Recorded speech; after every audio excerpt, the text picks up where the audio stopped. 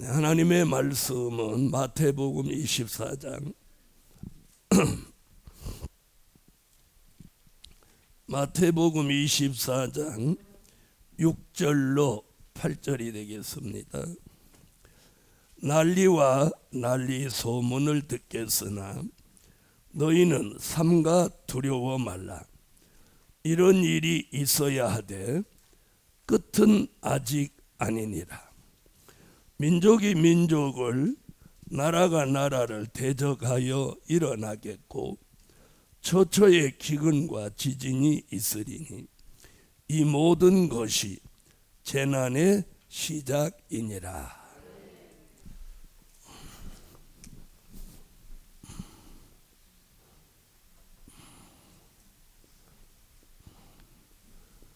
민족 전쟁에 대비할 때다.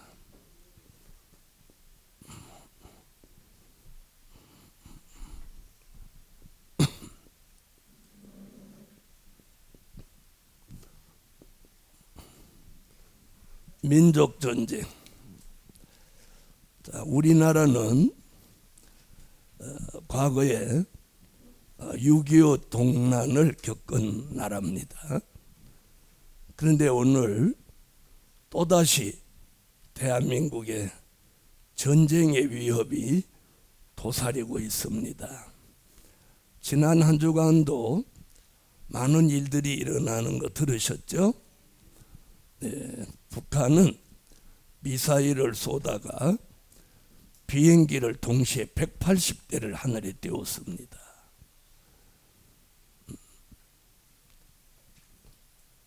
여러분은 김정은의 모습을 보시면서 뭘 느끼셨어요?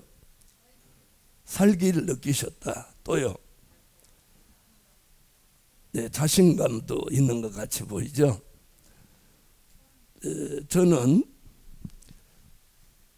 출애굽 때 바로를 강팍하게 하시던 그때를 보는 것 같아요. 그래서 김정은이가 아주 강팍해졌다. 그리고 또 자신감도 있는 것 같다. 또 뭔가를 믿는 구석이 있는 것 같다. 그러니까 미국도 이제는 두려워하지 않는다. 이렇게 보이는 거죠. 그게 이제 현실이에요. 오늘 저는 현실을 덮어두고 성경에서는 뭐라고 하느냐는 거예요. 이게 중요하죠?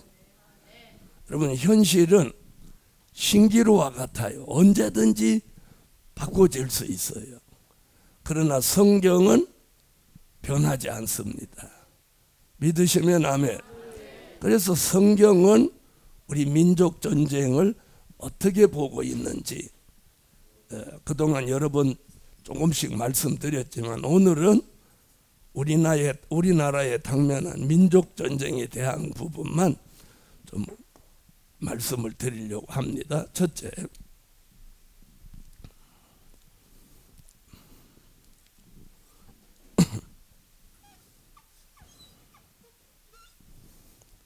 이사야가 본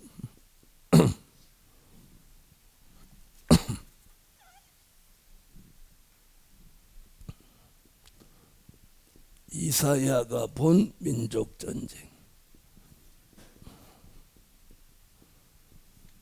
이사야라는 선지자는 우리가 잘 알듯이 선지자 중에 대선지자, 또 대선지자 4명을 꼽는 중에도 가장 위대한 선지자 이사야.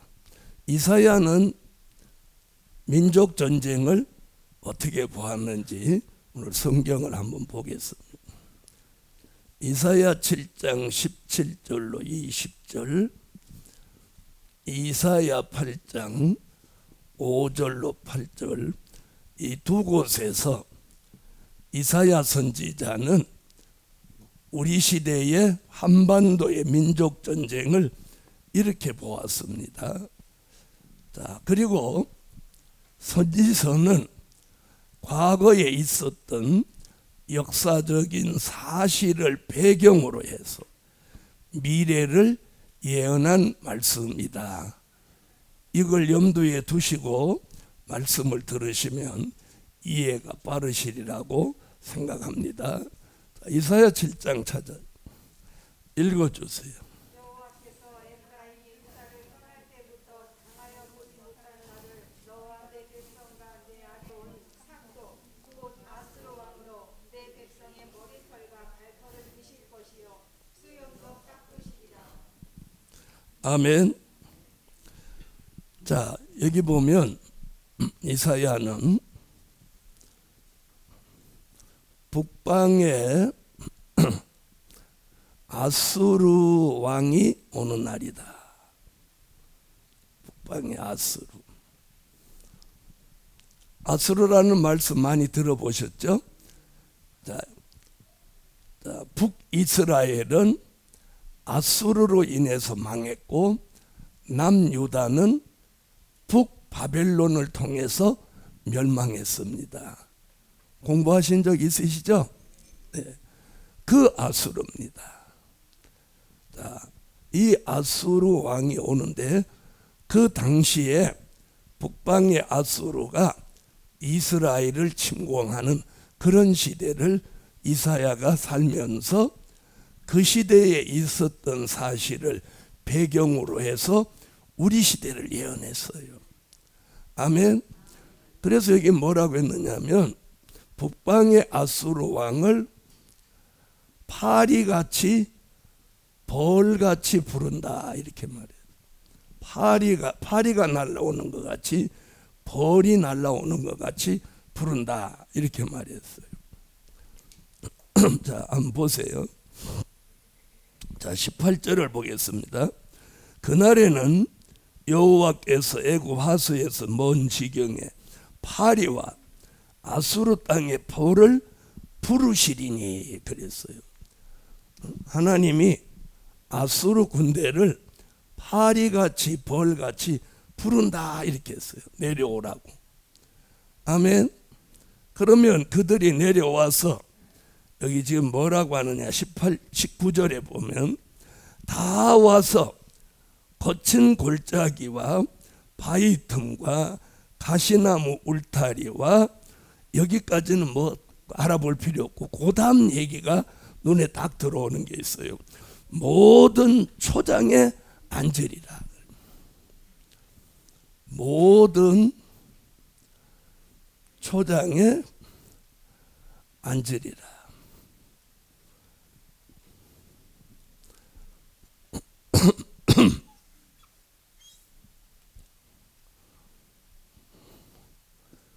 자, 여기서 우리가 모든 초장 그러면 어디를 말하죠? 초장. 네? 풀밭을 생각하시는 거죠? 네. 그러니까 푸른 풀밭을 생각하시죠?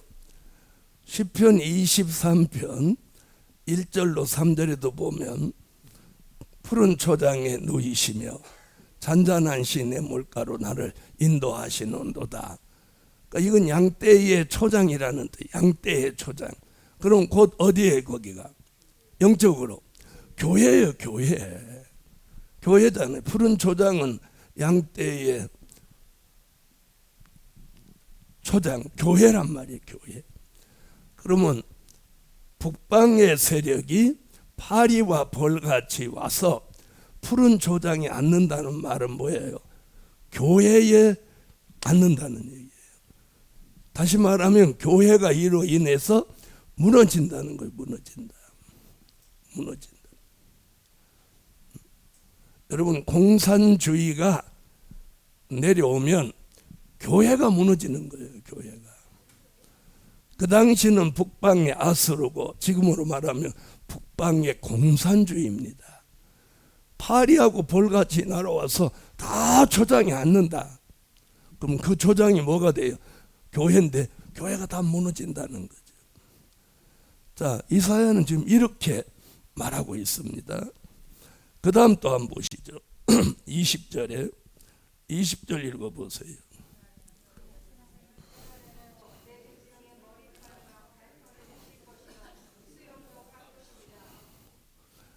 자, 세뇌온 삭도라고 그랬어요. 삭도. 이 삭도라 젊은 사람들은 잘 무슨 말인지 모를 거예요. 옛날에는 연세 많으신 분들은 이렇게 칼 같은 걸로 이 백골을 친다고 해서 머리를 싹 밀었어요. 기억하세요? 요즘도 그 가면 되면 남자 이발소 가면 이렇게 미는 거 있는데 그게 칼이 큰 거 있어요. 큰 거. 큰 칼로 저는 어렸을 때 그 할아버지들 머리를 이렇게 장날 이렇게 여기서부터 이렇게 해서 쭉 미는 걸 한번 봤어요. 비누칠해 갖고 쫙 밀어버려요. 이렇게. 그걸 배꼽친다고 그러잖아요. 뭐 우리 시대 어렸을 때는 뭐 빡빡머리 민다고 그랬고 그건 이제 바리깡으로 밀었던 거고. 그러니까 칼인데 이렇게 머리털을 쭉 밀어버리는 그 칼을 삭도라고 하는 거예요. 삭도. 칼도 짜잖아요. 자, 뭐라 그랬어요? 머리털과 또 발털과 수염을 깎아버린다는 거예요. 자, 유태인들은 대부분 수염을 이렇게 길러요. 수염을. 근데 타이에 의해서 수염이 깎이는 것은 유태인에게 가장 치욕과 수치를 주는 거예요. 치욕과 수치심을 주는 거예요. 수치심. 다시 말하면 이 북방의 아수르 같은 대적이 하나님의 백성에게 치욕과 수치심을 안기는 일이 발생한다 이 말이에요. 그런데 이 북방의 아수르를 누가 쓰시냐? 하나님이 쓰신다는 거예요. 하나님이 쓰신다는 거예요. 그래서 세뇌온 삭도같이 머리털을 밀려고 돈 주고 빌려온 칼같이, 이해하셨죠? 하나님이 불러서 쓰신다는 거예요. 아까는 뭐같이 부르고 파리와 벌을 부르시듯이 불어서 모든 조장에 앉게 하고, 이번은 삭도를 세뇌온 것 같이 해서 하나님의 백성의 머리털, 발털과 수염을 싹 다 밀어버린다는 거예요. 그 말은 치욕과 수치심을 안겨준다 이 말이에요. 무서운 얘기죠. 기분 나쁜 얘기죠. 아침부터 기분 나쁜 얘기를 해서 죄송하지만 이제 하나님의 역사는 결말이 좋다는 거예요. 이해하셨어요? 결말이 좋아요. 자, 이제 7장에서는 이사야가 이렇게 말해요. 그래서 이사야가 본 민족 전쟁은 이러하다. 파리와 벌을 불러들이는 것 같고 삭도를 세뇌하다가 쓰시는 것과 같다. 아멘. 자, 그 다음 이제 8장으로 한번 가보세요. 8장 5절로 8절을. 여호와께서 다시 내가 가라사대 이 백성이 그러므로 내가 형용하고 승리한 큰 하수 또 아스로 왕과 그의 모든 위력으로 그들 위에 덮을 것이다. 그 모든 돌을 타고 모든 언덕에 넘쳐 풀로 물가에서 와서 창이라고 목에까지 미치리라. 임마누엘이여 내 푸른 날개가 내 땅에 풍만하리라 하셨느니라.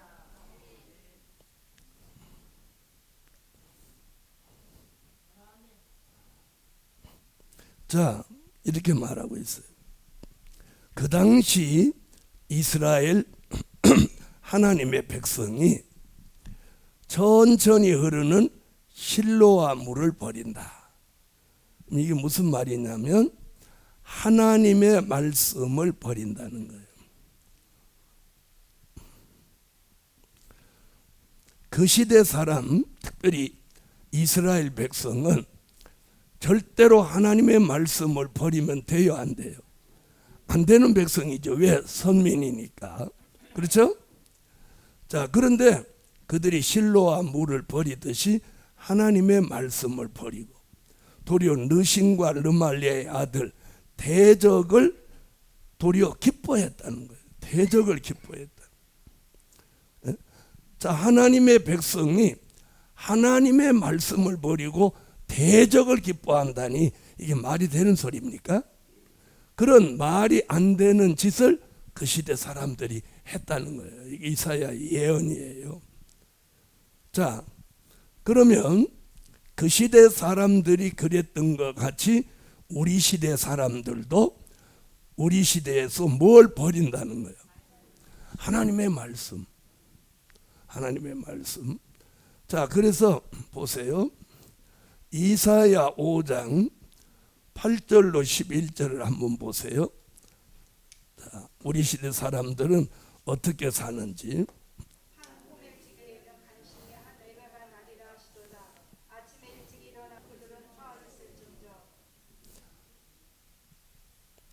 11절까지 읽었어요?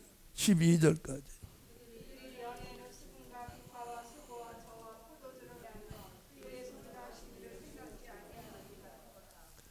자, 여기 보면 우리 시대 사람들이 무슨 일을 하나 보세요. 자, 여기 부동산 투기를 일삼는 걸 말하는 거예요. 집이 있어도 또 집을 사고 땅이 있는데도 또 땅을 산다는 말이 뭐예요? 그게 부동산 투기죠. 우리 시대에는. 그러니까 이사야는 부동산 투기라는 단어는 못 쓰니까 가옥에 가옥을 더하고 전토에 전토를 더한다. 집이 있는데 또 집을 장만하고 또 땅이 있는데 또 땅을 장만한다. 이렇게 표현했어요. 그럼 우리 시대 말로 고치면 뭐예요? 부동산 투기를 하는 거죠. 그죠? 자, 그 다음에 뭐라고 했어요? 자, 그 부동산 투기로 인해서 뭐가 오냐면 기근이 온다는 거예요. 기근. 열흘가리 포도원에 포도주 겨우 한 바트가 난다. 열흘가리 포도원은 포도밭이 한 10,000평 되는 데서 한 말 정도밖에 안 난다는 거예요. 20kg. 그러니까 아주 기근이 온다는 얘기죠. 네. 그 다음에 부동산 투기를 통해서 얻어진 불로소득을 가지고 뭘 하느냐. 여기 보면 먹고 즐기는 거예요. 먹고 즐기는 삶을 산다는 거예요. 자, 그럼 그 시대 사람들하고 똑같은 일을 우리가 하는 거예요. 먹고 즐기는 거예요. 그 다음에 뭐라고 했어요? 12절에 아침부터 해가 맞도록 연회를 베풀고 포도주와 독주에 취해 있으면서 여호와 하나님이 하시는 일에는 관심도 없고 그의 손으로 하시는 일에는 생각도 가지지 않는다. 이렇게 말하고. 자, 그럼 지금 우리 시대 사람들이 이렇게 살고 있나요? 없나요? 이렇게 살고 있죠? 이렇게 살고 있습니다. 네, 이렇게 살고. 그러면 우리는 어떻게 살아야 되느냐? 이렇게 살지 말고 여호와가 하시는 일에 관심을 가져야 하고, 아멘. 그 손으로 하시는 일을 생각을 좀 해야 된다. 그럼 오늘 여기 오신 분들은 관심이 있어서 오셨죠? 자, 보세요. 저는 오래전부터 우리나라에 전쟁이 일어난다고 계속 말해왔습니다. 사람들이 뭔 전쟁 이러더니, 자, 요즘 일어나는 사태를 보면 전쟁이 일어나겠어요? 안 일어나겠어요? 그러니까 자, 보세요. 우리가 하나님의 말씀에 기준을 둬야 되는데 어떤 일어나는 현상에다 기준을 둔다 이 말이에요. 이제는 뭔가 현상이 일어날 것 같으니까 일어나라는가 보다 이런단 말이에요. 그동안 제가 성경적으로 얘기할 때는 안 듣고 있다가, 그렇죠? 예? 자, 여기 세미나를 오래전부터 참석하신 분들은 제가 러시아가 지금은 잠잠히 있지만 어느 날 목소리를 높이며 일을 저질릴 테니까 너시아를 주목해 보세요 보세요 한 적 있어요 없어요? 있었죠? 저 그렇게 말씀했다면 저는 성경을 그런 얘기를 제가 할 때 너시아는 가만히 죽은 듯 있을 때예요. 그랬죠? 그리고 막 중국 얘기만 나오고 그럴 때였죠. 그때 제가 그랬잖아요. 여러분 너시아가 어느 날 일을 저질릴 테니까 너시아를 주목해 보세요 보시고 그러면서 어느 날부터는 매스컴에서 너시아 얘기가 계속 나오는 날이 올 겁니다. 했어요 안 했어요? 했죠? 그게 이루어졌어요 안 이루어졌어요? 이루어졌죠? 네, 그렇게 됐죠. 제가 이제 무슨 얘기예요? 대한민국에 전쟁이 있다. 굉장히 이거 위험한 얘기예요. 그러나 이게 성경이기 때문에 저는 말을 해야 돼요. 그런데 그동안은 뭐 이렇게 조금씩 있어도 뭔 전쟁이 있을까 전쟁이 있을까. 그런데 지금 보니까 아무래도 현찮네. 자 한번 보세요. 자 이사야의 예언대로 장마물 같이 내려온다는 거예요. 자 러시아는 우크라이나와 싸우고 만약에 시진핑 중국이 대만과 전쟁을 한다면 지금 한다고 공언했죠. 예? 자기 임기 동안에 대만을 통일하겠다고 했어요 안 했어요? 했습니다. 이거 공약입니다. 공약. 우리말로 말하면 틀림없이 합니다. 그러면 시진핑과 김정은이가 만나서 야합을 하겠나요 안 하겠나요? 자 그러니까 미국이 뭐라고 발표했어요? 중국이 대만을 침공하면 주한미군과 한국군이 그 전쟁에 투입될 거다 그랬어요. 자 그러면 한국에 있는 주한미군과 한국군이 대만 전쟁에 투입되면 정은이가 그때 한국 전쟁을 일으키면 어떻게 될까요? 아니, 자 전략적으로 보면 가능성이 있는 얘기죠. 그럼 만약에 이렇게 하면 어떡할까요? 북한 김정은이한테 시진핑이가 야 내가 대만을 통일하고 싶은데 내가 대만하고 전쟁을 일으키면 주한미군과 한국군이 이쪽으로 쫓아오면 일이 복잡해지니까 네가 한국에서 전쟁을 일으켜라. 에? 그럼 한국에 전쟁이 일어났어요. 그럼 주한미군과 한국군은 그러면 이 전쟁에 다 올인하겠죠. 그러면 중국은 그때 대만을 침공하면 쉽게 대만을 이길 수 있겠죠. 제가 전략적으로 얘기하는 거예요. 이건 성경이 아니고. 자 그러면 한 나라의 지도자라면 그런 전략을 가지겠어요 안 가지겠어요? 가지겠죠. 제가 시진핑이라도 김정은이 시켜서 야 전쟁해. 그럼 내가 대만을 통일한 후에 너 도와줄게. 그리고 네가 전쟁 시작하는데 뭐가 필요해? 기름 필요하지? 내가 기름 대줄게. 불 질러. 그럼 불 질렀어요. 그러면 중국이 대만을 통일하고 그럼 중국이 대만을 저질러. 그럼 미국은 우크라이나를 도와야지. 한국을 도와야지. 대만을 도와야지. 그럼 정신없지요? 그럴 때는 어떻게 하는지 아세요? 미국에 가장 유익된 곳을 선택하고 다른 건 버리는 거예요. 무슨 말인지 이해하셨죠? 이게 전략이라는 거예요.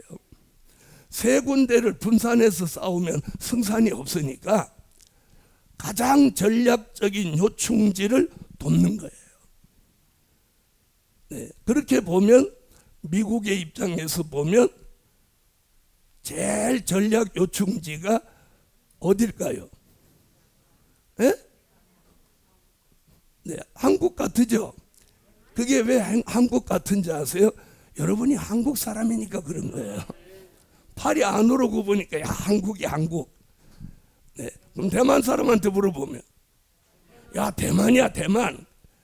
우크라이나 사람한테 물어보면 우크라이나야. 그러겠죠? 네. 그러나 제가 한국 사람이 아닌 객관성을 가지고 보더라도 대한민국이 사실은 전략적인 요충지예요. 그럼 미국의 입장에서 대만을 포기하고 우크라이나도 알아서 하라고 하고 이번 기회에 아주 북한을 박살내버리자. 그래서 남과 북을 통일시켜 줘보자. 이렇게 전략적으로 가면 얼마나 좋겠어요. 그렇죠? 자, 여러분은 요즘 일어나는 사건을 보면서 저 같은 이런 생각을 해보신 적이 있나요, 없나요? 아무 생각 없으시죠? 저는 성경의 예언을 내다보는 목사니까 많은 생각을 하면서 성경과 현실을 이렇게 믹서를 해보는 거예요. 어떻게 될 건지. 내가 미국 대통령이라면 이렇게 세 군데서 전쟁이 일어났을 때 어떻게 하겠는지, 내가 김정은이라면 어떻게 할 건지, 시진핑이라면 어떻게 할 건지. 그러니까 여기 이 전략이 나오는 거예요. 그렇죠? 자, 북한은 어차피 전쟁하려고 무기를 만들었는데 누군가 중국이나 러시아가 힘을 도와주지 않으면 이게 없어서 전쟁을 못해요. 자, 이번에 쏜 미사일과 포탄 값이 얼마라고 들으셨어요? 예? 1,800억이에요. 1,800억. 이번 한 달 동안에 동서해로 쏜 그 포탄 값이 1,800억. 네, 그것으로 곡물을 사면 북한 사람을 먹이고도 남는다는 거예요. 그걸 한 달 사이에 다 1,800억을 공중에 날려보냈단 말이에요. 무슨 말씀인지 아세요? 네. 그래서 우리나라 전략이 뭐냐면, 우리나라는 재정이 그래도 빵빵하잖아요, 북한보다. 그러니까 자꾸 훈련을 해서 북한이 대응하게 하면서 북한의 전략을 소모시키는 방법, 이것도 전략인 거예요. 그래서 북한이 제일 마지막에 쏜 미사일은 아주 아주 구형을 그냥 위협적으로 쏜 거예요. 그 말은 무슨 말이냐면 새로 만드는 무기는 한계가 있다는 거예요. 비싸니까. 에? 바로 그 점이에요. 그러니까 북한은 전쟁에도 이게 있어야 하는 거예요. 북한은 이게 뒷심이 없으니까 그래서 속전속결 하려고 하는 거예요. 전쟁을 오래 끌면 돈줄이 짧은 사람이 지는 거예요. 그죠? 그러니까 일주일 3일에 끝장을 내려고 하는 거죠. 러시아 보세요.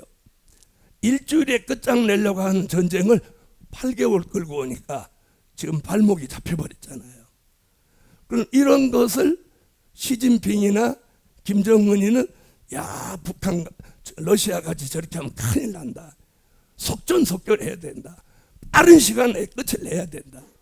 그런 생각 하겠어요? 안 하겠어요? 네.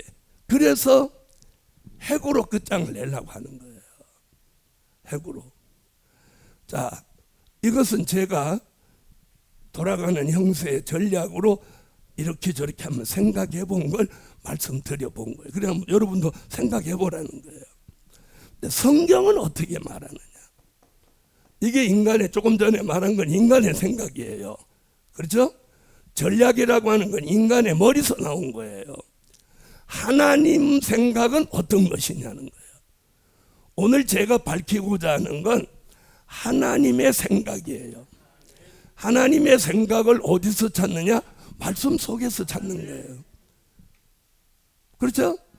자, 사람의 생각도 그 사람 말 속에서 그 사람 생각을 찾을 수 있는 거죠. 찾을 수 있는 거예요, 없는 거예요? 자, 오늘 제가 이 정도로 설명하면 여러분이 오늘 오전에 문 목사가 무슨 설교를 하려고 생각하는지 감을 잡으셨죠? 잡으셨죠? 자, 보세요. 그 시대 사람들이 하나님의 말씀을 버리고 대적을 기뻐한 것 같이 우리 시대 사람들이 그런다는 거예요. 여러분, 요즘 40대 미만의 사람들과 대화를 해본 적이 있는지 모르겠어요.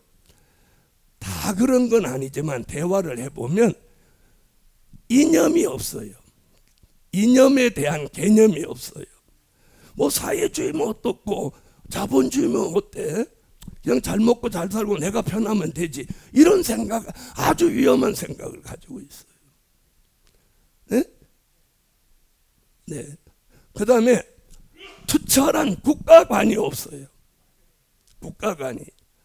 나만 잘 살면 되지 뭐 국가가 뭐 국가관이 없어요. 자, 그런데 우리는 어떤 생각을 가지고 있어요? 국가라는 게 존재하지 않으면 우리의 신앙조차도 지킬 수가 없는 거예요. 무슨 말씀인지 아세요? 자, 보세요. 외국에 나가보면 여권을 딱 내놨을 때 그 여권 패스포드를 관리하는 그 사람들이 대하는 태도를 보면 우리나라의 국력을 느끼는 거예요. 알아들으세요? 내 여권을 보고 아주 깍듯하게 대하면 우리나라 국력이 힘이 있는 거고, 말을 그냥 막 우습게 하고 까다롭게 하고 틱틱거리면 우리를 개뿔로 보는 거잖아요. 맞아요, 안 맞아요? 그럴 때 야, 대한민국이 힘 있으면 좋겠다, 이런 생각을 외국에 한두 번 나가본 사람은 그런 생각을 가지는 거예요. 무슨 말씀인지 아시겠어요? 가지는 거예요. 응? 가지는 거예요. 자, 외국까지 안 나가도 그래요. 자, 거짓골을 하고 식당에 가보세요. 어서 오세요 할까요? 뭐하러 왔어요? 이럴까요? 네? 안 가보셔서 모르죠. 자, 허다못해 동사무소를 가도 저같이 이렇게 신사복을 딱 입고 가서 이렇게 서 있기만 해도 직원이 나와서 어떻게 오셨습니까? 이럽니다. 내가 허잡하게 일하다가 옷 입고 가서 장화 신고 가서 있으면 1시간 서 있어도 왜 왔냐고 안 물어봅니다. 이게 현실입니다, 여러분. 네. 자, 보세요. 우리 시대 사람들이 개념이 없다는 거예요. 그래서 그 시대 사람들도 하나님의 말씀을 버리고 대적을 기뻐했어요. 네, 우리 시대 사람들도 이렇게 살면서 대적을 기뻐하는데 김정은이 기뻐하잖아요. 시진핑. 자, 이 두 사람을 한국에 초청해서 데리고 오려고 얼마나 애썼는지 아시죠? 아세요? 모르세요? 이거 모르는 사람은 모르고 아는 사람은 아는데, 자, 대적을 기뻐해서 김정은이 같은 옷을 입고 김정은이 같이 머리를 깎고, 네? 이게 다 성경을 응하게 하려고 하는 거예요. 자, 우리가 하나님의 사람이고 하나님의 백성이면 하나님의 말씀을 기뻐해야지. 대적을 기뻐하니까. 그래서 이스라엘이 아수르에 패망한 거예요. 왜? 대적을 기뻐하니까. 우리가 김정은이를 기뻐하면 되겠어요? 언젠가도 그런 말씀 드렸죠. 저 지방에 있는 어떤 교회에서 주일날 낮예배 대표 기도를 하는 사람이 시진핑, 김정은, 푸틴에게 하나님 힘을 주시고 은혜를 달라고 그들을 도와달라고 그렇게 기도를 했다잖아요. 그러니 얼마나 기막힌 일이에요. 그걸 또 아멘 한 사람이 있었겠죠. 자, 그럼 이 성경의 예언이 이루어지고 있나요? 안 이루어지고 있나요? 여러분, 기독교인이 공산주의를 좋아한다는 건 기독교인의 그 기본이 안 된 거예요. 기본이 안 된 거예요. 아멘. 자, 성경은 지금 이렇게 말하고 있어요. 자, 하나님이 하시는 일에 관심도 없고 생각도 안 가져요.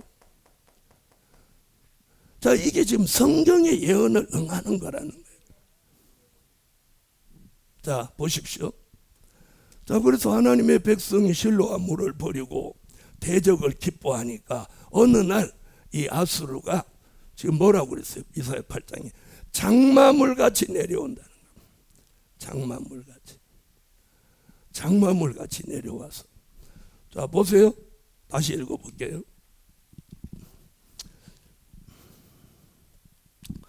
7절. 그러므로 그랬습니다. 그러므로가 뭐냐면 그 백성이 하나님의 말씀을 버리고 대적을 기뻐함으로 하니 그러므로 그 말이에요. 이해하셨죠?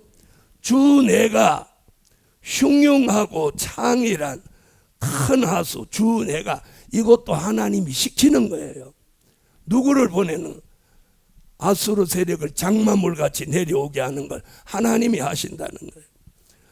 자, 큰 하수 곧 아수르 왕과 그의 모든 위력으로 그들 위에 덮을 것이라.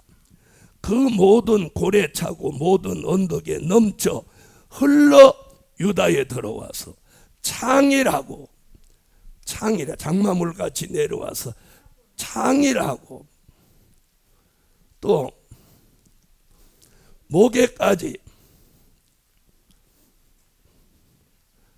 미치리라. 자, 한번 보세요. 장마물같이 내려와서 목에 이렇게 물이 여기까지 떡 찼어요. 자, 그러면 생명의 위협을 느껴요? 안 느껴요? 느끼죠? 느끼는 거예요. 이게 뭐예요? 위기를 말한 거예요. 위기. 무엇으로 인한 위기? 전쟁으로 인한 위기가 온다는 거예요. 그럴 때 그 다음 얘기가 뭐예요? 임마누엘이요. 이렇게 말해요. 임마누엘이요. 아멘. 자, 다 같이 8절을 소리내서 한번 읽어보십시다.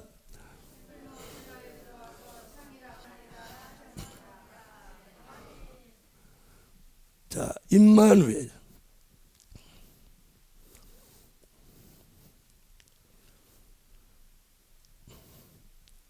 자, 임마누엘을 모르시는 분은 안 계시죠? 임마누엘은 뭐예요? 하나님이 우리와 함께 하신다. 믿으시면 아멘. 자, 이사야 선지는 이사야 7장 14절에 임마누엘 얘기를 합니다. 자, 이 임마누엘은 시작하는 임마누엘입니다. 자, 이는 보세요. 처녀가 잉태하여 아들을 낳으리니 그 이름을 임마누엘이라고 해라. 자, 이 말씀은 마태복음 1장 18절로 21절에 와서 그 예언이 성취됩니다. 아멘. 그래서 누가 나셔요? 예수가 나십니다. 할렐루야. 자, 그 예수가 마리아의 몸을 통해서 나십니다. 그게 시작하는 뭐예요? 임마누엘이에요. 우리는 그동안 이 임마누엘만 알았어요. 그런데 지금 이사야 8장 8절에서 또 한 번 임마누엘 얘기가 나옵니다. 자, 임마누엘 나오는 임마누엘은 마치는 역사입니다.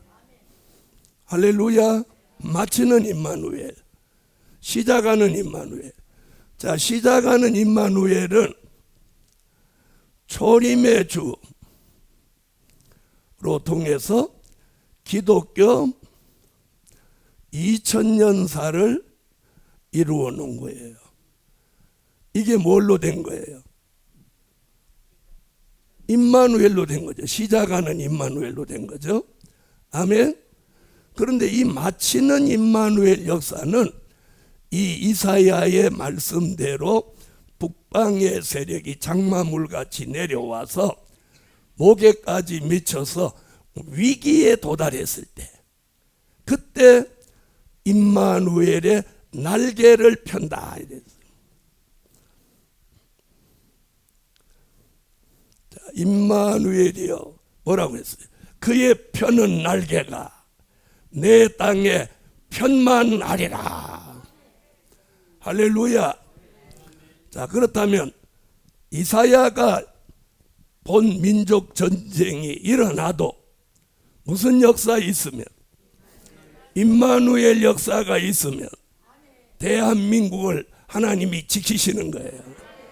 여러분의 가정을 지키시는 거예요. 우리 교회를 지키시는 거예요. 할렐루야. 자, 임마누엘의 날개를 펴신다. 8장 8절에 하신 말씀이 이사야 31장 5절에 가서 그 날개 아래 우리를 지키신다고 말씀하고 있습니다. 그래서 8장 8절에서는 임마누엘 날개를 펴신다 여기까지만 하고, 거기에다 요 말씀이 따라 붙어야 그 날개 아래 보호받는다, 그 말씀이 이루어지는 거예요. 자, 31장.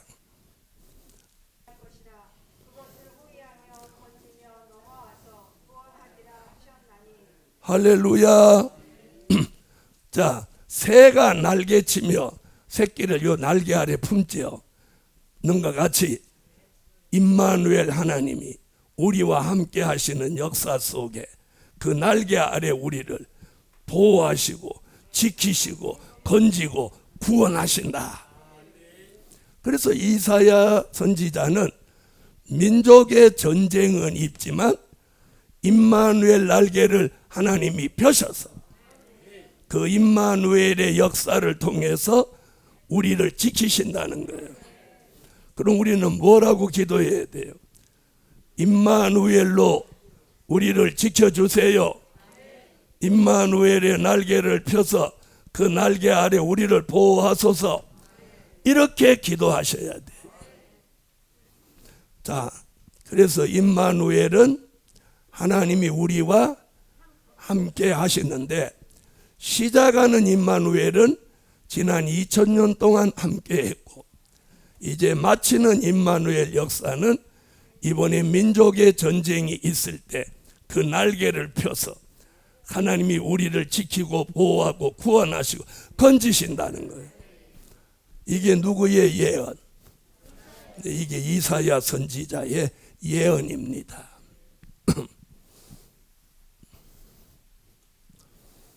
자, 두 번째,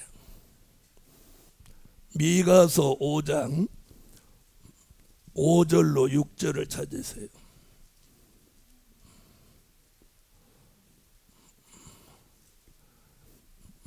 읽어주세요.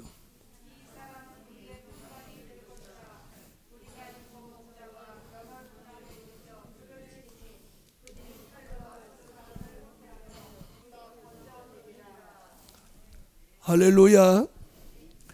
여러분, 이사야와 미가는, 이사야는 대선지자고 미가는 소선지자지만 동시대에 예언한 선지자입니다.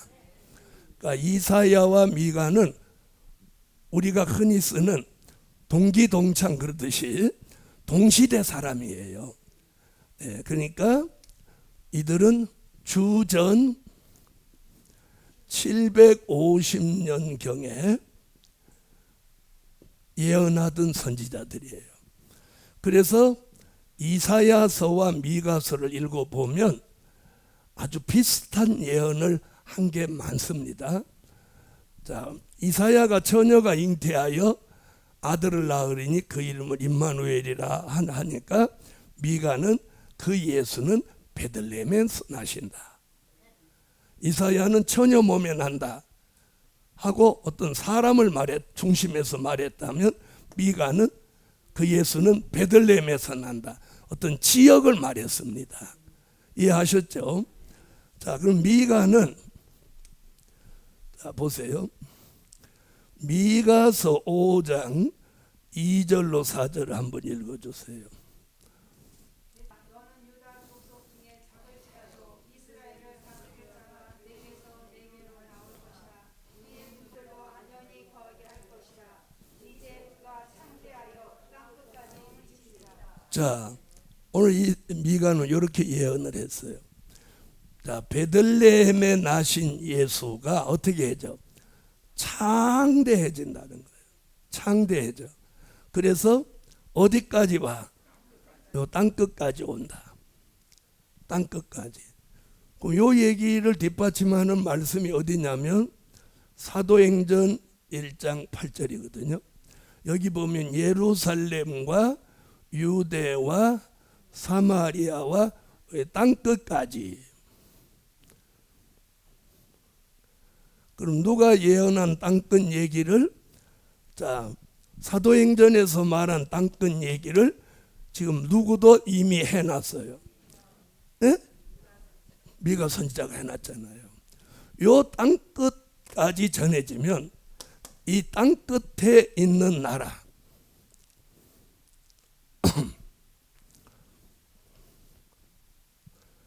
땅끝에 있는 나라.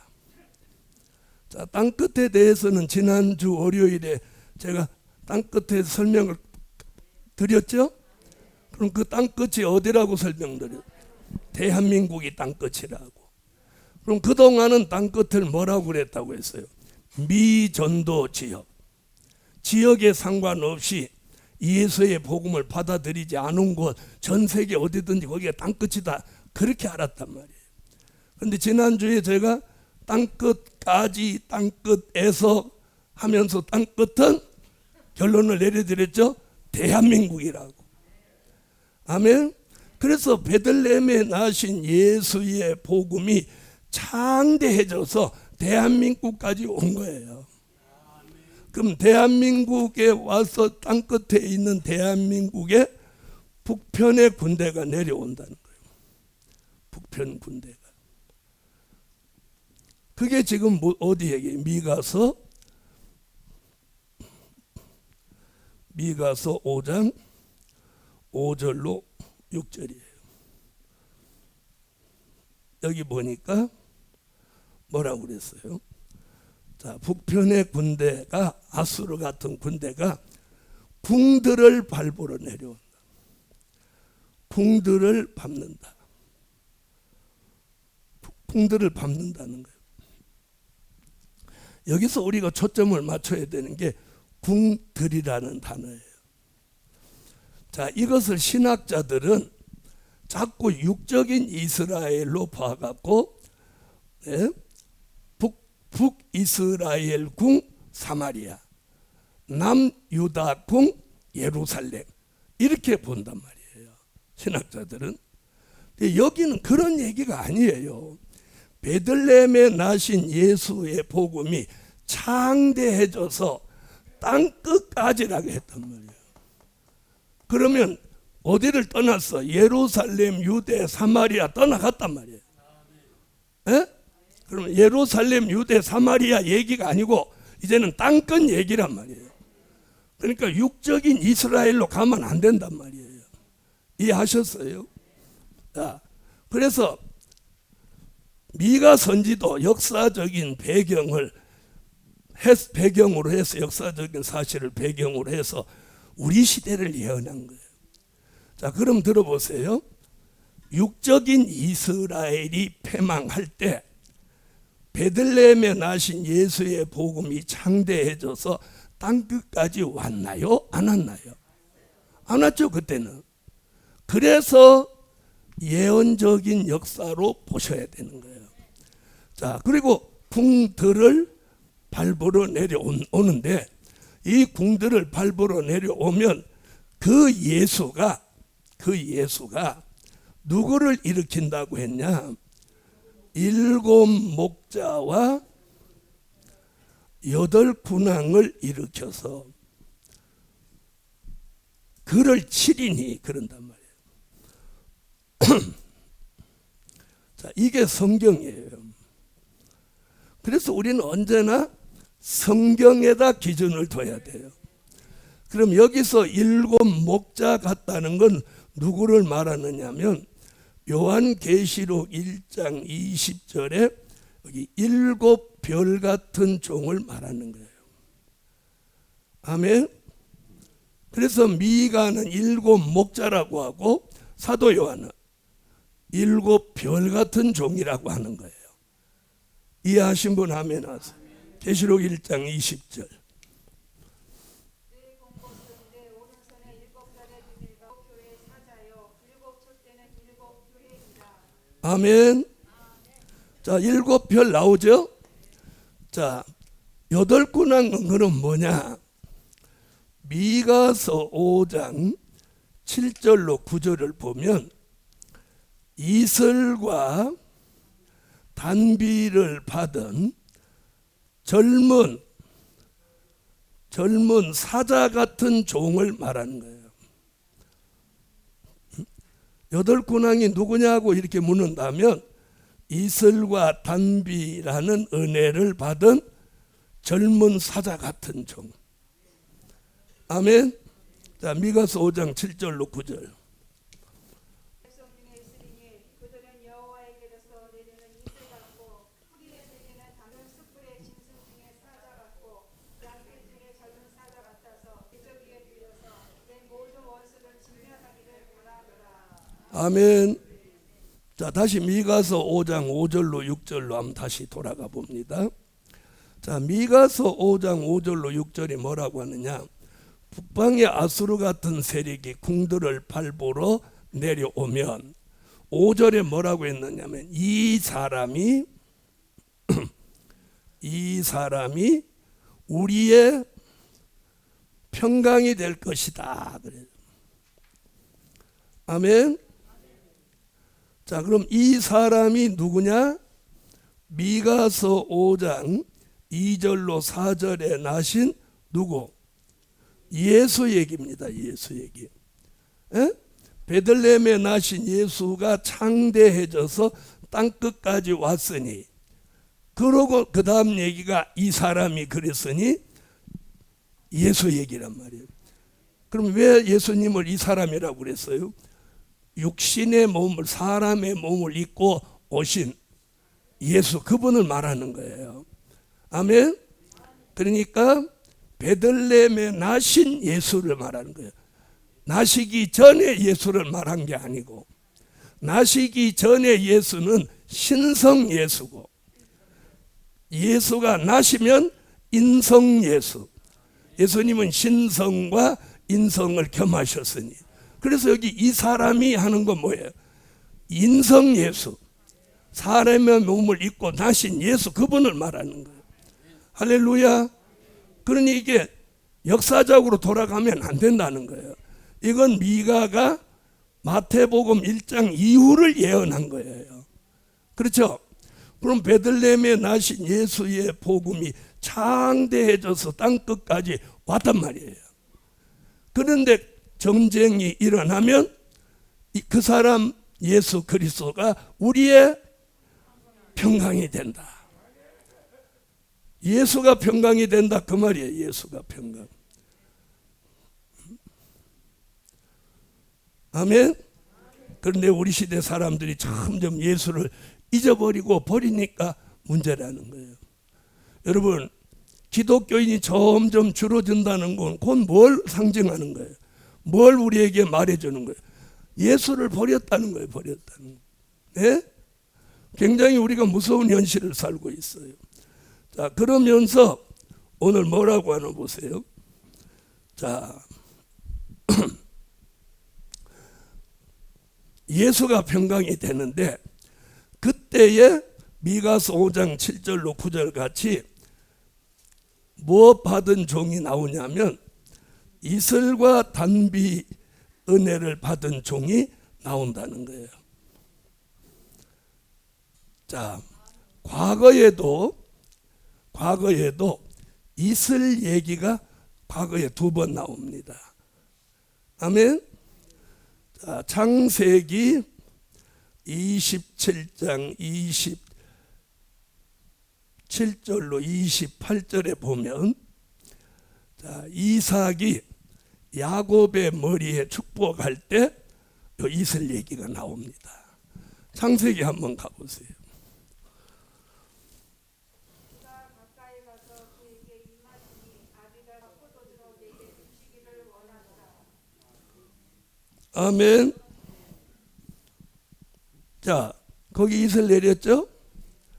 그 다음에 사사기 6장 36절로 40절에 보면 기드온이 미디안 군대와 전쟁을 하기 전에 하나님 앞에 표적과 증거를 구할 때 이슬이 내리는 역사가 있었습니다. 자, 사사기 6장으로 가보세요. 풀만 마르고 사면 땅에는 다 이슬이 있게 하옵소서 하였더니 이 밤에 하나님의 그대로 행하시니 곧 양털만 마르고 사면 땅에는 다 이슬이 있었더라. 자, 과거에 이슬이 내려서 역사하셨던 것 같이 이번에는 이슬에다가 단비까지 겸해서 역사하신다는 거예요. 자, 그럼 미가는 이 북편 군대가 내려올 때 예수가 평강이 된다. 아멘. 예수가 너희 평강이 된다. 그 손에서 우리를 건지신다. 그럼 이 북방 세력은 어떻게 그러면 처리할 거냐, 그 얘기가 중요해요. 그래서 미가서 5장 5절로 6절에 보면 여기 이런 말씀, 칼로 아수르 땅을 황복해 한다, 이렇게 했어요.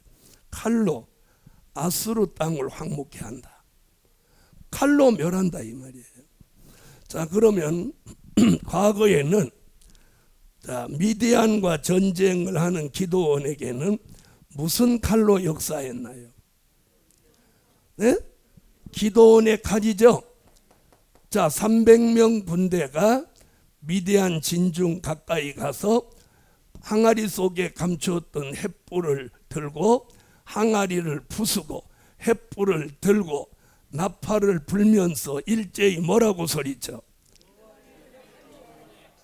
그렇게 현창게 불러서 되겠어? 기드온의 칼이여, 이렇게 해야죠. 좀 현실성 있게 실감나게 한번 해보세요. 다 같이 한번 해보세요. 시작.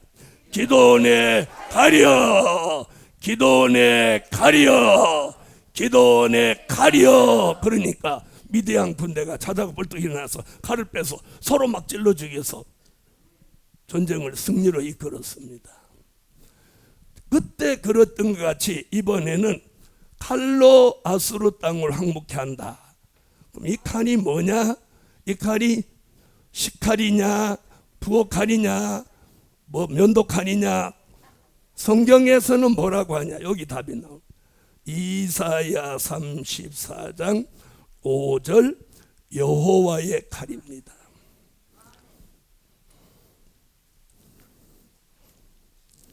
우리가 이런 걸 알아야 되는 거예요. 자, 이사야 34장 5절. 여호와의 칼이 하늘에서 족하게 나셨은즉 보라 이것이 그를 심판할 것이라. 할렐루야. 자, 여기 보니까 에돔 위에 이랬어요. 에돔. 에돔은 무슨 뜻이에요? 붉다, 붉은 것, 붉은 색깔을 가진 사람을 에돔이라고 그래요. 그러면 우리 시대의 에돔은 누군가요? 옛날에는 빨갱이라고 그랬죠. 공산주의자. 공산당의 머리 위에 무슨 칼이 내려? 여호와의 칼이 내리는 거예요. 자, 그럼 여기서는 이렇게 말했는데, 미가서 5장 7절로 9절에서는 뭐라고 하냐면 이슬과 단비를 받은 젊은 사자 같은 종이, 젊은 사자 같은 종. 자, 종이 손을 들고 부르짖을 때 대적이 무너진다 이랬어요. 자, 미가서 5장 7절로 9절. 야곱의 남은 자는 말하니 능히 구원할 자가 없을 것이다. 내 손이 내 대적에 들어서 내 모든 원수를 진멸하기를 바라노라. 할렐루야. 손을 이렇게 들고, 자, 손 한번 들어봐요. 다 손 드는데, 근데 이슬과 단비를 받은 종의 손이 들려서 뭐라고 불러? 그렇죠. 기도원에 가리하듯이 이번에는, 다시 한번 해보자. 시작. 여호와의 가리여. 또 여호와의 가리여. 여호와의 가리여. 할렐루야. 자, 그럼 들어보세요. 우리 시대가 이런 민족 전쟁의 위기가 다가오고 있다면 이런 말씀을 전해줘야 마땅하죠. 마땅합니까? 마땅합니다. 마땅하죠. 그런데 여러분이 5개 방송 다 들어도 이런 말씀은 안 나옵니다. 나옵니까? 안 나옵니까? 안 나오는 거예요. 나오면 여러분이 여기 오실 필요도 없어요. 방송에 나오면 저도 여기 올 필요도 없어요. 왜? 방송에 나오는데 제가 여기 뭐하러 와요? 안 나오니까 여기 나오는 거예요. 자, 보세요. 그럼 이사야, 미가 다 이런 일이 앞으로 일어난다는 거예요. 그럼 우리는 이 민족 전쟁의 징조가 자꾸 보이면 어떤 은혜를 우리는 받아야 돼요? 이슬과 단비를 받아야 돼요. 이슬은 남이 모르는 사이에 가만히 내려오는 은혜가 이슬의 은혜입니다. 할렐루야. 오늘 여러분의 머리 위에 이슬 같고 단비 같은 은혜가 내릴지어다. 그럼 이슬과 단비가 내게 왔다는 걸 뭘로 느끼냐? 두려움이 없는 젊은 사자 같은 종이 돼야 되는 거예요. 자, 이게 미가 선지자의 예언이에요. 베들레헴에 나신 예수의 복음이 장대해져서 땅 끝까지 오면 그 땅 끝에 있는 나라 북편의 군대가 내려온다는 거예요. 어디까지 내려와? 궁들을 밟으러 내려온다. 여러분, 대한민국은 수도가 2개입니다. 북쪽에 서울, 남쪽에 행정수도 세종시가 있습니다. 자, 대통령이 궁이 2개라는 거예요. 세계 어느 나라도 없는 거예요. 그런데 여기 궁들을 밟는다 이렇게 말하고. 자, 이건 제 얘기가 아니고 미가의 예언입니다. 그걸 오늘 제가 이렇게 쫙 정립을 해갖고 여러분한테 일목요연하게 한 번에 알 수 있도록 알려드리는 거예요. 저 같은 종이 있어야 돼요? 없어야 돼요? 있어야죠. 있어야 돼.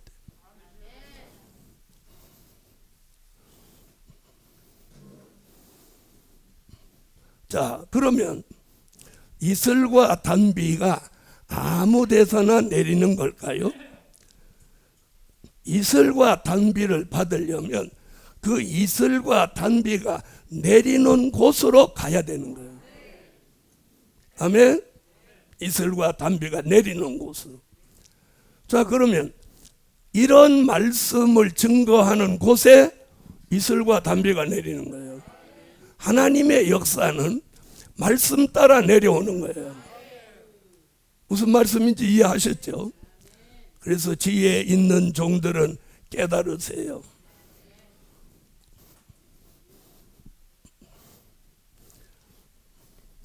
자, 깨닫게 하는 것도 하나님 해 주셔야 돼요. 자, 3번째.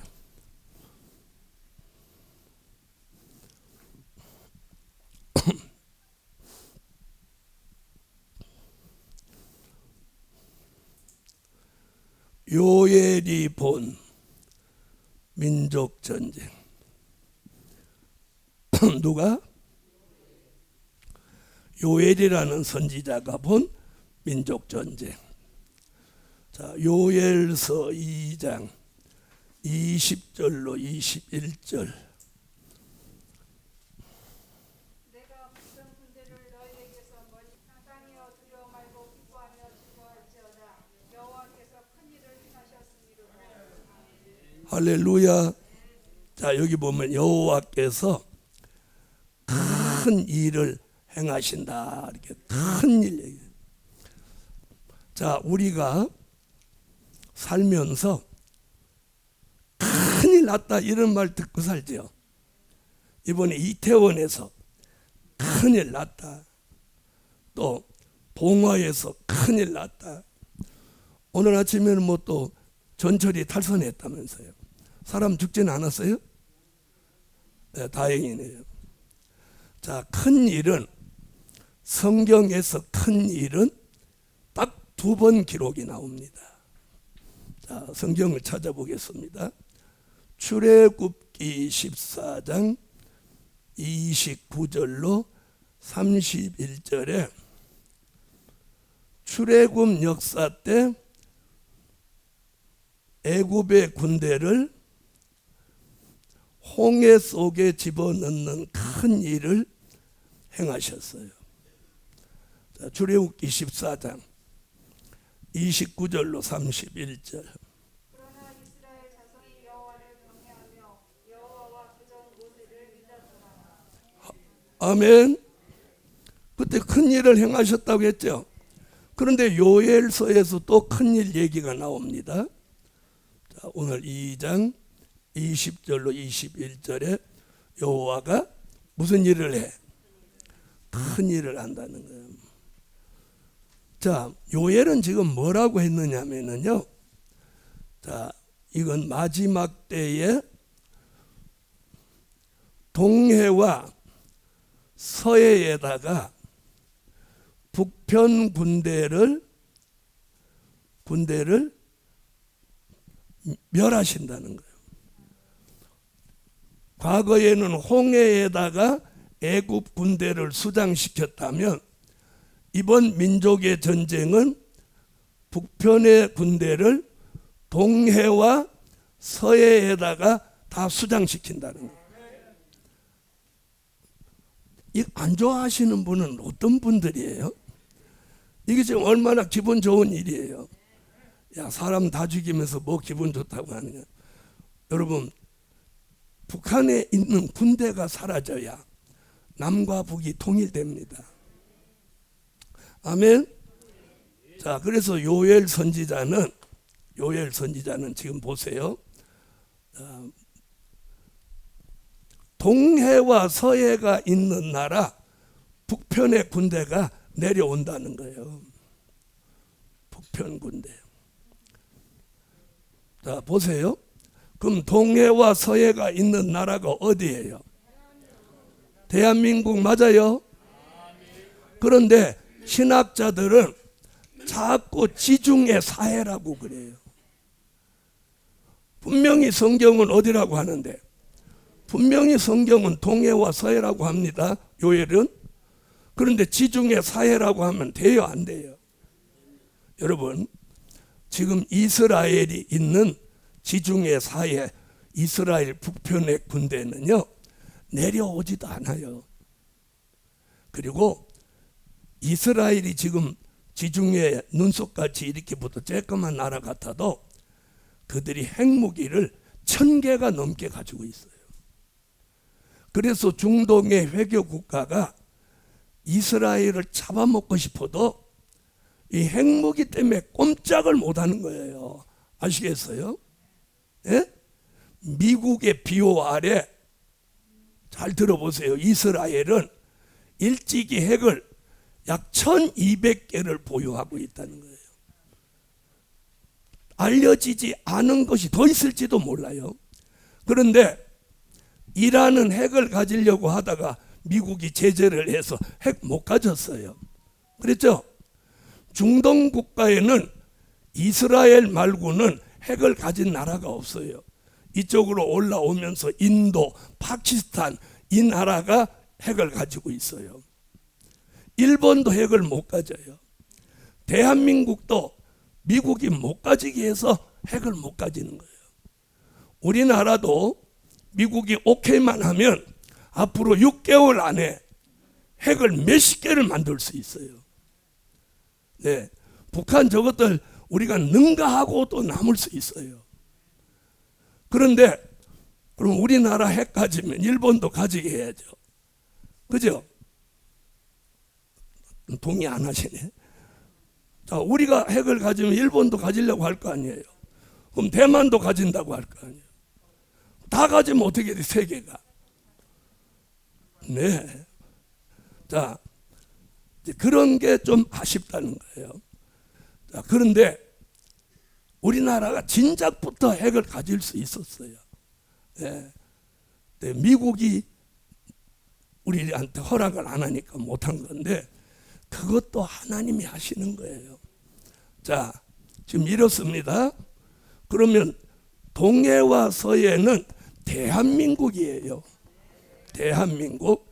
요엘은 동해와 서해가 있는 나라 북편의 군대가 내려온다 그런 거예요. 내려온다. 그러면 아까 이걸 다 종합해야 돼요. 이사야가 본 거, 미가가 본 거, 요엘이 본 거, 이걸 종합해야 되는 거예요. 그러면 자, 전군은 내려오다가 동해로 들어가는 거예요. 동해로.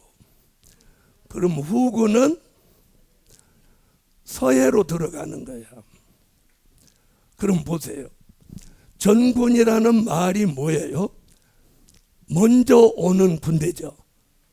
그렇죠? 지금은 맨날 북한이 툭툭 건드리는 게 서해 쪽이죠. 그래서 서울이 가깝기 때문에 서울을 지키려고 오래전에 서해 5도 사령부라는 걸 만들어 가지고 거기 전적으로 방어를 한다 이 말이에요.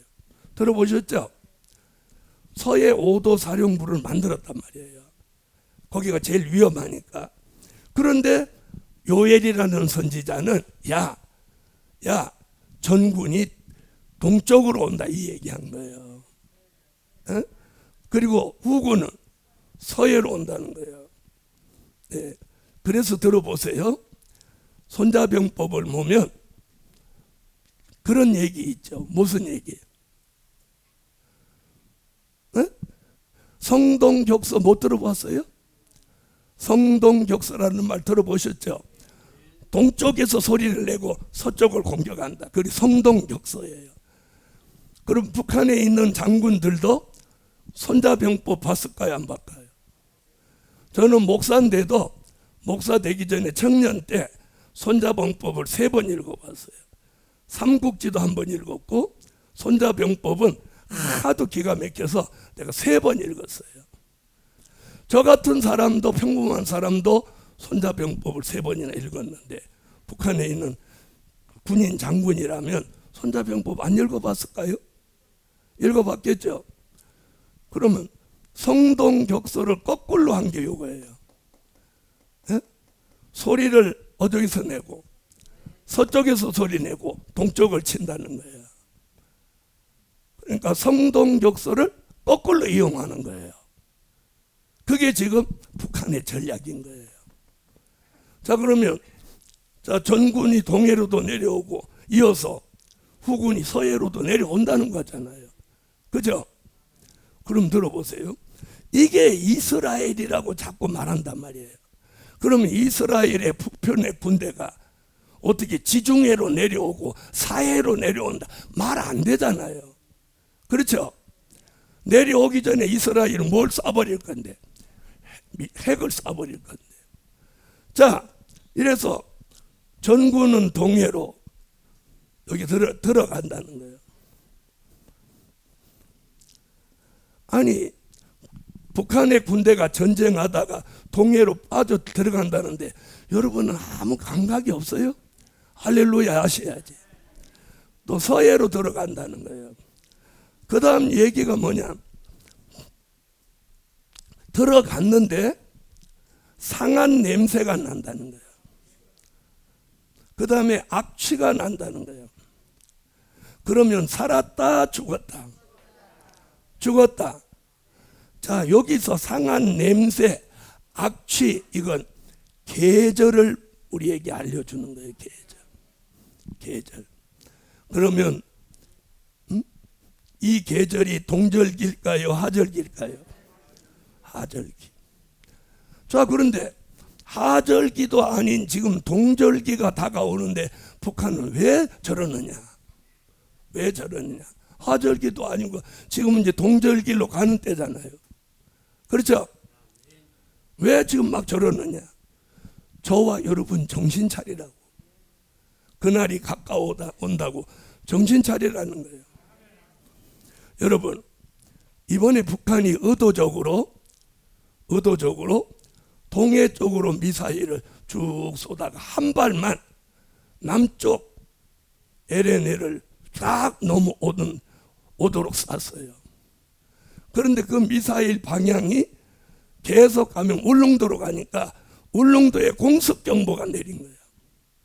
그럼 울릉도 사람들이 뭐 일하다가 공습경보가 올리니까 이게 못하냐 이러고 대피도 안 하고 있었던 거야. 예? 그래서 10분 후에 이게 무슨 미사일이 날라온단다 하고 주섬주섬해서 피하는데 25분 걸렸다는 거예요. 그런데 그 미사일이 북해에서 울릉도까지 오는데 5분 걸린다는 거예요. 그러면 이 미사일이 울릉도까지 안 가고 여기서 속초 앞바다에 떨어졌으니까 망정이지. 실제 울릉도에 갔다면 울릉도 사람 다 죽은 거지. 그렇죠? 피하는데 25분 걸렸는데 미사일은 5분밖에 안 걸리니까. 자, 여기 떨어졌어요. 저는 여기 갈 수 있는데 의도적으로 여기 떨어뜨렸다고 저는 봐요. 자, 이런 걸 우리는 뭐라고 하느냐? 애들 말로 간보기 하는 거예요. 간보기. 권투에서는 잽을 날려본다는 거죠. 이렇게 툭툭 쳐보는 거예요. 이렇게. 아시죠? 자, 권투 그러면 생각나는 사람 누구예요? 예? 홍수환? 홍수환이 말고 세계적인 챔피언 알리죠. 알리 권투를 보면 이렇게 손으로 이 손을 갖고 툭툭 치는 거, 이걸 잽이라고 하는데 이렇게 툭툭툭툭 쳐보는 거예요. 상대가 반응을 보이고 허점을 보면 그때 때려 높이는 거예요. 지금 북한이 지금 우리한테 툭툭 쳐보는 거예요. 툭툭 쳐보는 거예요. 그래서 여기가 이제 LNN이라면 여기 넘어가 떨어졌어요. 그러니까 우리나라 비행기가 세 대가 미사일을 한 대씩 포를 쏴버렸어요. 세 발을 쐈어. 세 배로 갚아준다 뜻이에요. 내가 대통령 같으면 3,000발을 쏴버리라 그래요. 3,000발을 쏴버려. 실을 죽여버려야 되니까. 한 발 쏘면 3,000발, 10발 쏘면 3만 발을 쏴버려야 돼. 그러니까 저는 대통령을 하면 안 되는 거예요. 자, 여러분, 성경의 예언은 우리에게 그림을 그려주는 거예요. 그래서 성경을 보면 그림이 나오는 거예요. 그러니까 저는 미래에 될 일을 통달한 목사니까 이 성경을 통해서 이게 보이는 거야. 저것들이 어떻게 할지. 할렐루야.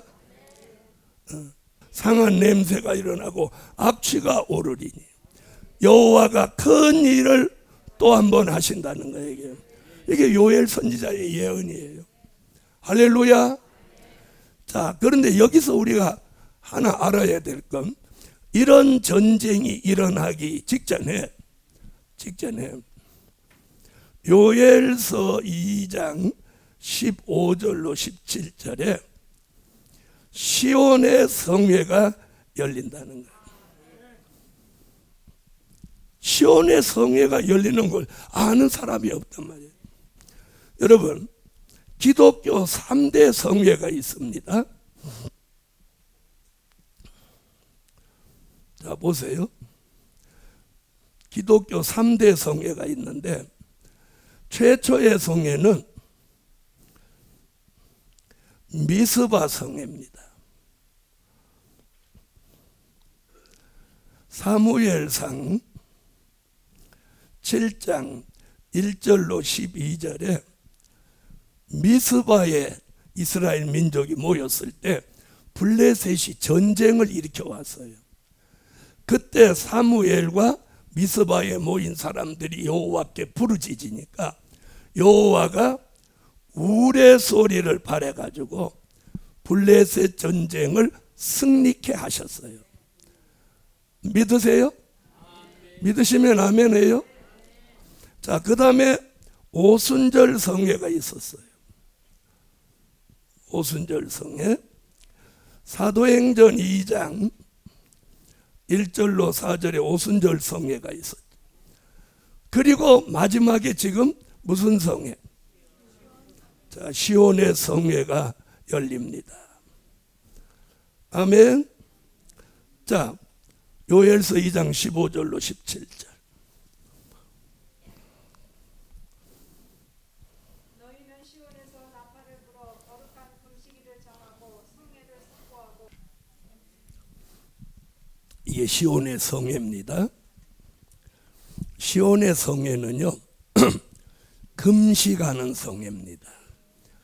그리고 이 민족의 전쟁이 일어나기 전에 성산이라는 곳으로 이 성회에 참여할 남종과 여종을 하나님이 다 부르시는 거예요. 아멘.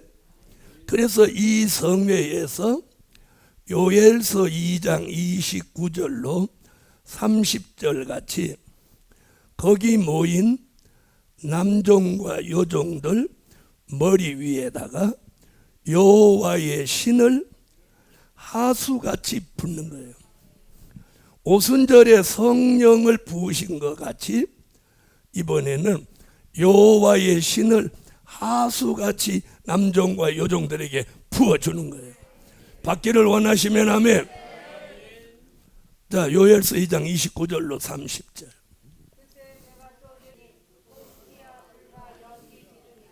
할렐루야. 여러분, 이 민족의 전쟁에 살아남을 종들은 시온의 성회로 부르시는 거예요. 그래서 시온의 성회에서 신을 받은 남종과 여종이 아까 미가 선지의 예언대로 손을 들고 무슨 칼을 부르면, 여호와의 칼을 부르면 전쟁하러 내려오던 북한의 군대 전구는 동해로, 후군은 서해로 들어가면서 상한 냄새와 악취가 나니 이는 하절기에 이런 전쟁이 있다는 예언입니다. 예시입니다. 그런데 동절기에 접어드는데 왜 저렇게 발악을 하냐? 우리 모두 정신 차리라고요. 여러분, 대한민국 기독교가 정신 차려야 돼요. 정신 차려야 돼요. 교회 안에까지 붉은색이 들어와서 김정은, 시진핑, 그리고 푸틴을 위해서 기도하고 있는 이런 기독교가 어떤 기독교입니까? 이런 법이 없는 겁니다. 어떻게 공산당 잘 되기를 기도한단 말입니까? 공산당 멸하여져야지. 아멘. 자, 성경은 이렇게 하고 있어요. 복음 받은 여러분, 이번에 이 민족 전쟁을 통해서 북한의 군대 다 멸망받고 김정은이 3대 독재가 무너집니다. 그러면서 남과 북은 통일됩니다. 자, 보세요. 이렇게 되면 통일 저절로 되는 거예요. 그랬더니 중국이 개입하면 어떠냐? 중국 개입 못합니다. 시진핑이가 바보가 아닌다며야. 자, 한번 보세요.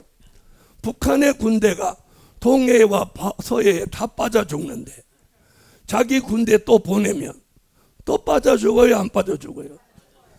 또 빠져 죽겠죠. 그러니까 안 보내는 거예요. 그래서 김정은이는 시진핑한테 속고 마는 거예요. 네. 그래서 남과 북은 통일됩니다, 여러분. 전쟁은 있지만 대한민국은 더 잘 되는 거예요. 그래서 북한이 지구상에서 사라지는 거예요. 사라지면 어떤 문제가 해결되느냐? 대한민국의 좌파 우파 없어지는 거예요. 무슨 말인지 아세요? 북한이 있기 때문에 자꾸 좌파가 있는 거예요. 근데 북한이라는 근본, 김일성 주체가 사라져 버리니까 김일성이 주체 사상도 사라지는 거예요. 네? 그럼 주사파도 당연히 없어지죠. 그래서 하나님이 이 민족 전쟁으로 한국에 고난은 있지만 더 잘 되는 거예요. 그러면서 이런 예언을 지금 해놓은 것이 성취되면 이 될 일의 말씀의 시대가 폭발적으로 일어나고 싹구는 하나님이 전쟁을 통해서 싹 다 들어가게 하고 눈물로 기도하고 부르짖고 감사하고 하나님의 뜻대로 살려고 하는 참 종들이 일어나는 거예요, 대한민국. 그래서 대한민국은 제2의 영적 이스라엘 선지 국가가 되는 거예요, 여러분. 할렐루야. 그 역사를 이루기 위해서 일어나는 성회가 시온의 성회예요. 이걸 알아야 돼요? 뭘 알아야 돼요? 이게 제 얘기입니까? 선지자들의 예언입니까? 아멘. 자, 마지막으로 네 번째. 자, 오늘 본문 마태복음 24장으로 와보세요.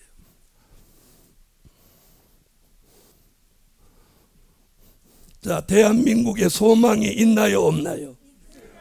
대한민국이 소망이 있어요. 에? 북한이 사라져버리면 대한민국이 세계 5위, 3위 국가 안에 들어가는 거예요.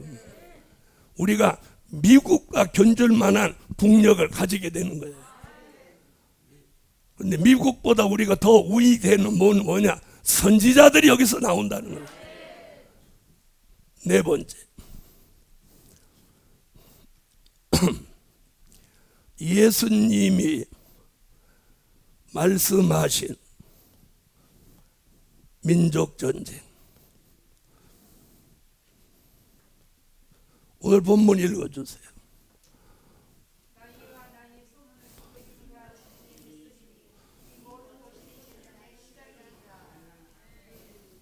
자, 오늘 여기서 무슨 난리와 난리의 소문을 너희가 듣게 된다.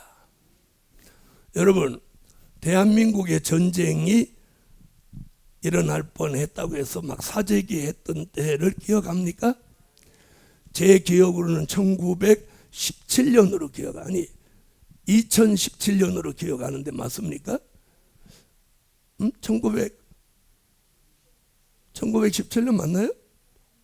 아니 2007년이죠. 김영삼 대통령 시대니까 2007년 맞나? 자, 그때 여러분도 사재기 하셨나요? 안 했나요? 그때 막 사재기 했습니다. 우리 교인들은 저한테 막 전화가 왔어요. 목사님, 수포 가니까 지금 난리 났어요. 막 사재기하고 난리 났는데 우리는 어떻게 할까요? 내가 웃으면서 이번에 전쟁 없습니다. 걱정하지 마세요. 그랬더니 아유, 지금 다 난리 소문 났는데 아직 때가 안 됐어요. 그래서 우리 교인들 사재기 아무도 안 했어요. 이번에 난리 소문이 나면, 이번에는 난리 소문이 이번에 나면 이제 더 이상 없습니다. 그래서 난리와 난리 소문을 듣겠으나 뭐라고 그랬어요? 삼가 두려워하지 마라. 두려워 마라. 오늘 예수님이 하신 말씀이에요. 두려워 마라. 이런 일이 있어야 하되, 이 부분이 중요해요. 하되. 자, 그러면 난리 난다는 거요? 안 난다는 거요? 난다는 거잖아요. 난리의 소문을 듣겠으나 두려워 마라. 이런 일이 이런 난리가 있어야 하되 이게 끝은 아직 아니니라. 끝이 아니다. 그러면서 뭐라고 그래? 민족이 민족을, 같은 민족이 같은 민족을, 같은 나라가 같은 나라를 대적하여 일어나겠고